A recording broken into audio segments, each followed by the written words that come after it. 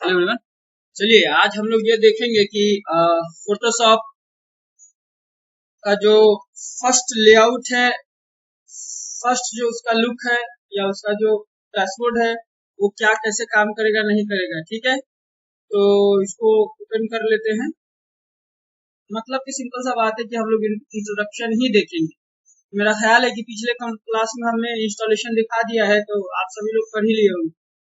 ठीक है, ये देखिए थोड़ा ये हाई ग्राफिक्स एप्लीकेशन है, तो थोड़ा टाइम भी लेता है और कम रैम और कम प्रोसेसर रहेगा तो फिर ये नहीं चलेगा। पुराना वाला वर्जन सब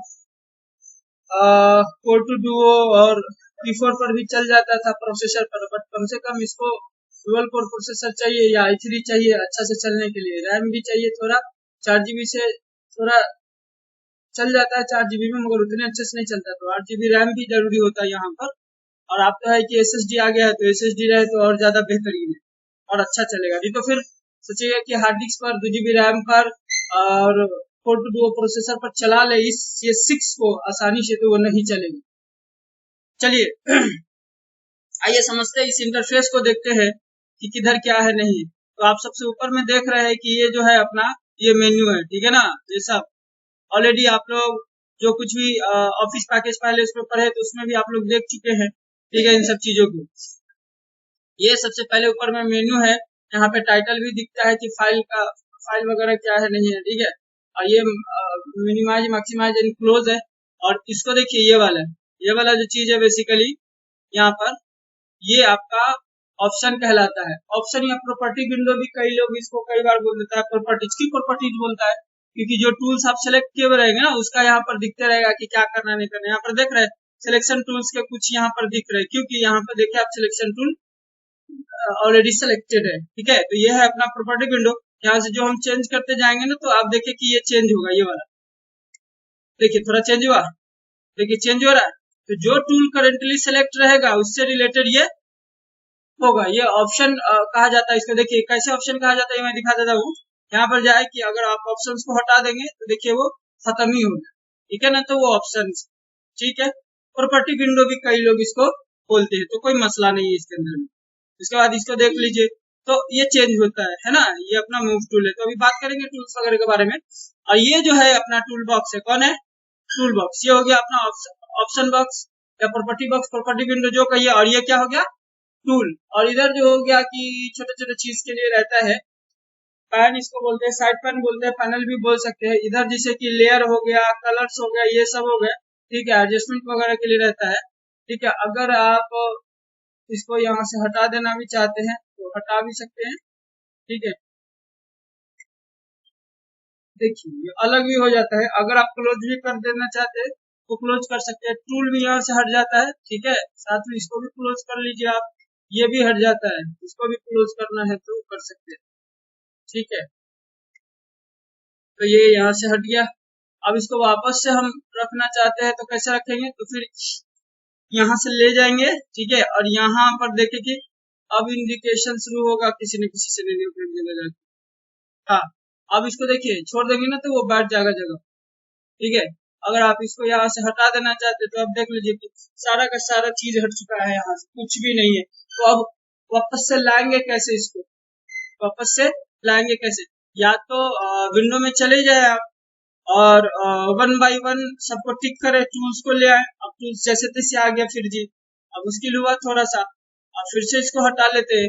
या तो फिर जो ये एरिया है जो अभी ब्लैंक हो गया है, इसको बेसिकली वर्क स्पेस ही हम लोग बोलते हैं। जहाँ पर हम लोग काम करते हैं उसको वर्क स्पेस बोला जाता है। तो आप विंडो में चले जाए और वर्क स्पेस में जाए और यहाँ इसेंशियल सिलेक्ट है, new in CS6 painting, photography, typography, reset in session. मतलब कि ये सब एक्चुअली वर्क स्पेस का एक चीज है जिसमें कुछ टूल्स के कॉम्बिनेशन के दिए हुए रहेंगे। विंडो पे आपको ऑटोमेटिक आ जाएगा। और नहीं तो आप अपना नया वर्क स्पेस भी बना सकते हैं कि आपको क्या चाहिए। इधर में लेयर्स चाहिए, टूल्स चाहिए कि नहीं चाहिए, ऑप्शन बॉक्स चाहिए कि नहीं चाहिए। तो अगर आप यहाँ पर आके रीसेट इसेंशियल्स कर देते हैं ना, तो जैसे था वैसे सब कुछ पहले से आकर के सेट हो जाएगा। या तो फिर आप दोबारा वन बाय वन सब कुछ कर सकते हैं। ठीक है, ये क्लैरिटी हो गई। बातें समझ में आई नहीं समझ में आई मैं क्या बोल रहा हूँ, समझ में आ गई ना बात मेरे ख्याल से। तो आप यहाँ से भी चेंज कर सकते हैं, सिर्फ वही नहीं यहाँ पर भी है। अभी मान ले कि चले कि ये क्लोज हो गया, ये क्लोज हो गया। अभी आपको नहीं मिल रहा है तो विंडो में जाकर के ना टूल्स को आप सेलेक्ट कर सकते हैं, या फिर अगर लग रहा है कि नहीं इसका डिफॉल्ट क्या था तो इसके लिए रीसेट एसेंशियल्स कर दें, ऑटोमेटिक वो सारी चीजें यहाँ पर लोड करके दे देगा जो उसमें कस्टम बनाया गया है। मतलब कि जो उसके साथ टूल्स को रखा गया था या ऑप्शन बॉक्स को या साइड में जो पैनल है अपना जिसमें जो कुछ भी रखा गया था, ठीक है। कैनवास बेसिकली मैं बता दूं कि जैसे कि जो फोटो आर्टिस्ट होता है, देखिए कि स्टैंड लगा के एक सामने रखा हुआ है, तो जिसपे इमेज बनाते हैं ना उसी को हम लोग क्या बोलते हैं, कैनवास बोलते हैं बेसिकली। तो यहाँ पर हम न्यू फाइल पर क्लिक करेंगे जी। देखिए इसका शॉर्टकट आप यहाँ पे सब कुछ लिखा हुआ है। न्यू करने के लिए कंट्रोल एन, ओपन करने के लिए ओ, तो इसका सारा शॉर्टकट लगभग इधर मिल जाता है, लिखा हुआ रहता है। बाकी जो कुछ भी होगा आगे चल के हम लोग देखते रहेंगे क्या कैसे नहीं। तो एक न्यू ले लिया। अब इसमें बहुत सारा चीज आ गया है जी कि क्या है नहीं। यहाँ पर देखे कि अनटाइटल्ड मतलब कि फाइल का नाम जो आपको देना है ना वो आप दीजिए, क्योंकि कुछ भी अभी तक बना है तो इसमें आपको आप फाइल का नाम दिए नहीं दिए हैं, तो इसमें भी हमको फाइल का नाम देना होता है। तो अब कल परसों कोई सवाल कर रहा था लड़का मेरे से कि इसमें A4 साइज है कि नहीं, तो जरा आप देखें कि प्रीसेट है, पहले से सेट किया कुछ नहीं होता, जो डिफॉल्ट साइज है आप इसको चेंज करिए जी। यूएस पेपर लेटर वाला है ना, इंटरनेशनल पेपर A4 वाला, तो साइज वगैरह आपको ऑलरेडी मिल रहा है। इसके यूनिट्स जो है मुख्तलिफ अलग अलग यूनिट्स है, तो आप पिक्सल्स में करना चाहते हैं तो पिक्सल में करें। आप देख पा रहे हैं कि A4 साइज का पिक्सल का विड्थ कितना होता है और हाइट कितना होता है। इंचेज में करना चाहते हैं तो आप देख लीजिए इंचेज आ गए, और आप सेंटीमीटर में करना चाहते हैं तो सेंटीमीटर, मिलीमीटर। अब जैसे यहाँ से यूनिट जैसे चेंज करेंगे ना, यहाँ पे वैल्यू चेंज होते हुए चला जाएगा। हम लोग ज्यादातर कोशिश करेंगे कि पिक्सल्स में रखेंगे, क्यों? क्योंकि हम लोग ऑलरेडी जान रहे हैं कि जो इमेज बनेगा ना हमारा कैसा बनेगा, पिक्सल्स का ही अरेंजमेंट होगा रो एंड कॉलम में, है ना। हम लोग इसको कौन सा इमेज मान रहे थे, वेक्टर या रास्टर इमेज, ध्यान रखिएगा, ठीक है ना, पिक्सल का अरेंजमेंट रहेगा। अब इसके बाद हमने कहा था कि थोड़ा रेजुलेशंस की बात की थी, तो यहाँ पर भी रेजुलेशंस दिख रहा होगा आपको, कुछ नया नहीं है, थोड़ा शांति से देखने से पता चल जाता है, ठीक है। पहले इसको और देख लीजिए। उसके अलावा फोटो है तो फोटो का अपना साइज है। उसके अलावा आप देख ले जो वेबसाइट्स बनाने वाले लोग हैं तो उसके लिए ये काम आता है। और देख लीजिए मोबाइल एंड डिवाइसेस जो एंड्रॉइड ऐप वगैरह बनाते हैं, या जो एंड्रॉइड को हो गए चाहे इसको कुछ ऐप वगैरह बनाना चाहते हैं या मोबाइल के लिए कुछ करना चाहते हैं तो यहाँ पर लिख सकते हैं। फिल्म और वीडियो के लिए करना चाहते हैं तो यहाँ कर सकते हैं। अगर अपना कुछ कस्टम करना चाहते हैं तो फिर आप कस्टम लीजिए और फिर आप साइज दीजिए जो भी देना चाहते हैं। तो हम यहाँ पर एक साइज ले लेते हैं, विड्थ लेकर के वो कर देंगे। आप जानते हैं कि यहाँ पर देखें कि जैसे ही मैं विड्थ पे ओवर कर रहा हूँ तो एक हैंड के साथ एक पॉइंटर बन के आ रहा है। ये जानते हैं ये क्या काम करता है?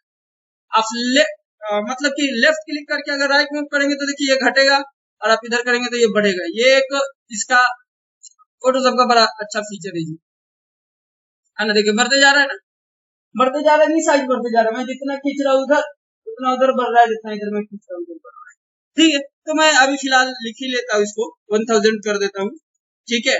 और हाइट जो है बेसिकली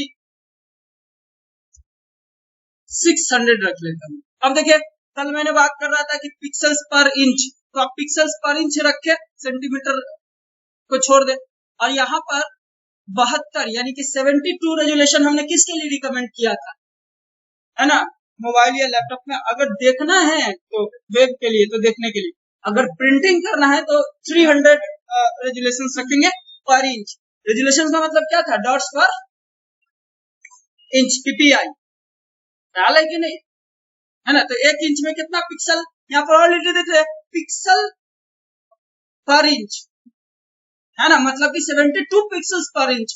तो प्रिंटिंग में क्योंकि बड़ा प्रिंट होता है तो कम पिक्सल होगा पर इंच, तो डॉट डॉट्स नजर आने लगेगा ना, फिर पिक्चर फटने लगेगा। तो आप एक कैसा प्रिंट करके दे दिया, तो फट गया, है ना।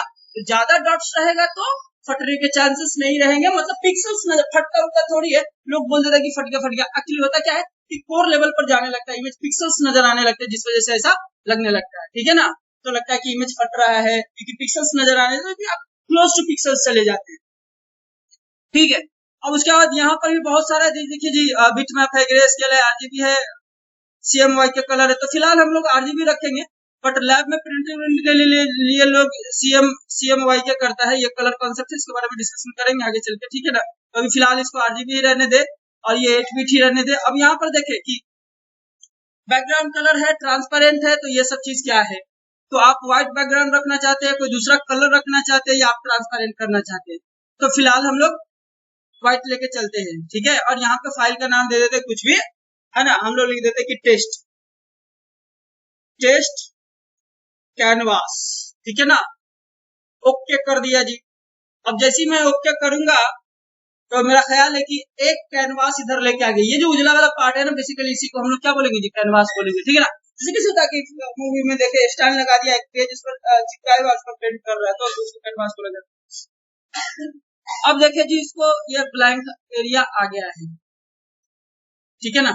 तो आप न्यू कैनवास बनाना तो आसानी से सीख गए, कोई मसला नहीं है, ठीक है ना। तो इस वीडियो लेक्चर में इतना ही रहने देते हैं फिलहाल, ठीक है ना। नए वाले में फिर अभी हम लोग टूल्स के बारे में अभी डिस्कशन करेंगे कि नेक्स्ट लेक्चर में हम लोग टूल्स के डिस्कशन करेंगे, ठीक है ना। तो अभी के लिए इतना ही रहने देंगे। Okay, thank you.